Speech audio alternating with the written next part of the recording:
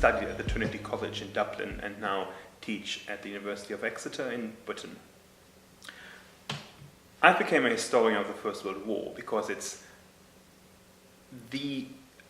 point in European history where the whole world really gets together. I mean, it's maybe the most tragic event of the 20th century, but it is the point where you find the overlap of different cultures, the overlap of different identities, the overlap of different networks about the globe. And by looking at the First World War, you realize actually a lot of aspects that we kind of now perceive as contemporary and modern, the idea of a globalized society, of globalized economic networks, that these actually existed prior to the First World War. And when we're looking at the events of 1914-18, it's actually to some extent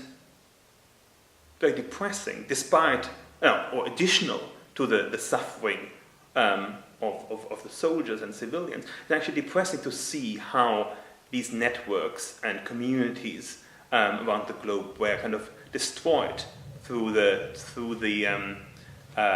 events of the war. And I think actually we can, when you want to kind of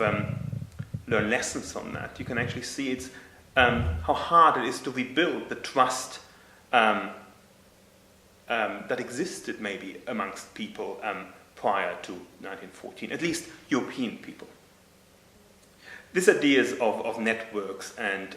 global communities being destroyed and challenged by the war is something actually that's reflected in my work on the First World War in East Africa,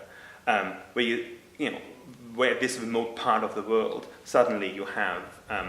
people from all over the globe being forced to fight each other, being forced to kind of destroy each other's livelihood, and that's something that we should be actually aware of when we're thinking of the First World War. That it was not only an event affecting people in Western Europe on the Western Front, particularly, but also kind of people in the most remotest corners of the world, where kind of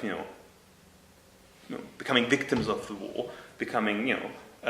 deprived of their livelihood, seeing their families destroyed, and that is something I think is worthwhile studying.